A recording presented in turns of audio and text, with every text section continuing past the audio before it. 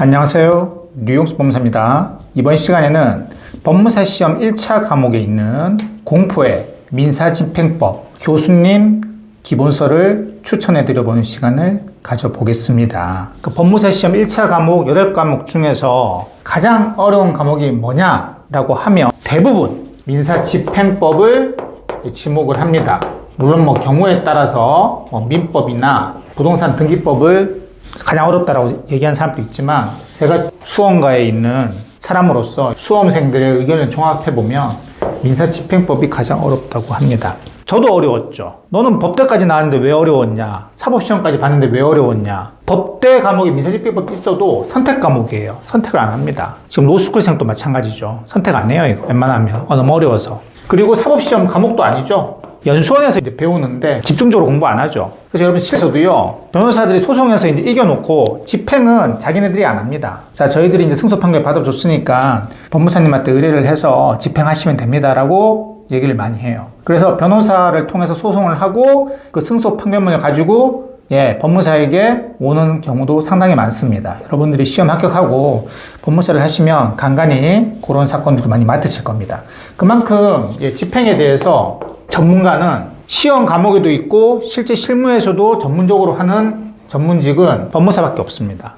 근데 실무는 하면 돼요. 오픈 무기니까. 그리고 AI한테 묻거나 인터넷을 찾아서 어떻게든 하면 됩니다. 아니면 주변 동기 법무사나 선배 법무사한테 물어봐서 하면 되는데, 이 시험은 누가 대신해 줄 수 있는 게 아니잖아요. 내가 스스로 이해하고 정답을 맞춰야 돼요. 다행스럽게도 민사집행법이 1차에만 있습니다. 1차만 있어도 이게 스트레스가 만만치가 않죠. 그래서 대부분 이제 강의를 들어요. 근데 강의 수가 또 장난이 아니죠. 저도 민사집행법이 어려웠어도 강의는 안 들었습니다. 강의를 들으시는 분들은 아무래도 강사님이 강의를 쉽게 해주니까 아마 이해되기 좀 쉬울 거예요. 근데 저처럼 강의 체질이 아닌 사람들이 있을 거예요. 강의 또 양도 너무 많고, 난 좀 빨리 합격하고 싶고, 그리고 나는 스타일이 혼자 책을 곱씹으면서 이해하고 싶다. 난 그런 스타일이다. 저도 그랬고요. 학원 강의를 들으시는 분들은 그 학원 교재로 강의를 들으시면 돼요. 그러면 강사님이 그 책을 기반으로 해서 이해를 시켜주니까. 그런데 이제 혼자 공부를 하실 때는 아무래도 강사책보다는 교수님 책이 이해되기 좋게 쓰여 있죠. 그럼 민사집행법에 어떤 교수님들 책을 추천하느냐? 제가 과거 영상에서 책을 직접 보여주면서 전병서 교수님 책을 추천해 드린 적이 있습니다. 그 책이 장점이 뭐라 그랬죠? 시중에 나와 있는 교수님 민사집행법 중에서 가장 페이지 수가 적어요. 페이지 수가 적다고 해서 수험에 필요한 건 다 들어가 있습니다. 그리고 또 특징이 도표, 그림, 예시하는 그 문제도 시사적인 거, 이런 것들을 좀 많이 있어요. 그러니까 교수님께서 수험생들이 어떻게 하면 가장 쉽게 이해할 수 있을까를 신경을 많이 쓴 책이라고 볼 수 있어요. 그런데 제가 나머지 소개시켜줄 교수님에 비해서는 구력이 조금 약하시죠. 학문적인 구력이. 나머지 교수님이 누구냐? 눈치채시는 분도 계시겠지만, 민사소송법의 양대 산맥, 그럼 다른 교수님들이 기분 나빠하실 건가요? 현 시점 기준으로 그러면 안 되겠네요. 이시윤 교수님은 돌아가셨죠. 대한민국 민사소송법에 조상이라고 할 수 있죠. 민법의 각윤직 교수님 같은 지위를 가지고 계신 분입니다. 헌법재판관도 하셨고요. 감사원장도 하셨고. 엄청난 분이시죠. 이분이 민사소송법 엄청난 책이죠. 누구나 이 책을 기반으로 해서 강사들도 책을 만들고 다른 교수님들도 많이 참조를 해서 만드셨는데, 이분이 쓰신 민사집행법도 명저입니다.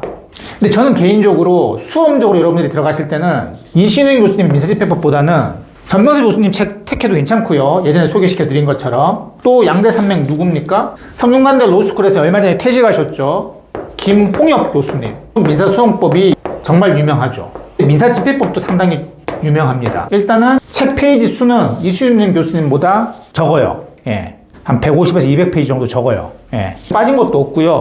참 보기 좋게 잘 쓰셨습니다. 그런데 여러분들이 수험을 할 때는 저는 개인적으로 전병서 교수님 민사집행법이나 혹은 김홍엽 교수님의 민사집행법을 저는 안 봤습니다. 저는 그냥 시험 볼 때는 객관식 문제집만 돌렸어요. 그런데 합격하고 난 뒤에 이제 이 책들 다 봤죠. 그러면서 내가 다시 정말 힘들었거든요. 이해를 못한 상태에서 객관식 문제집만 돌리니까 너무 힘들었어요. 근데 제가 내가 이 책을 알았더라면 공부를 할 때, 물론 이제 1차만 있기 때문에 객관식 문제집을 주로 하겠지만 이해가 안 되는 부분들은 그 교수님 책들을 봤으면 더 많이 얻었겠다는 생각 많이 들거든요. 이시윤님 교수님 책도 상당히 좋아요. 그런데 수험적으로만 봤을 때는 전병서 교수님 책이나 김홍영 교수님 민사집행법을 택하는 게 좀 수월하지 않을까.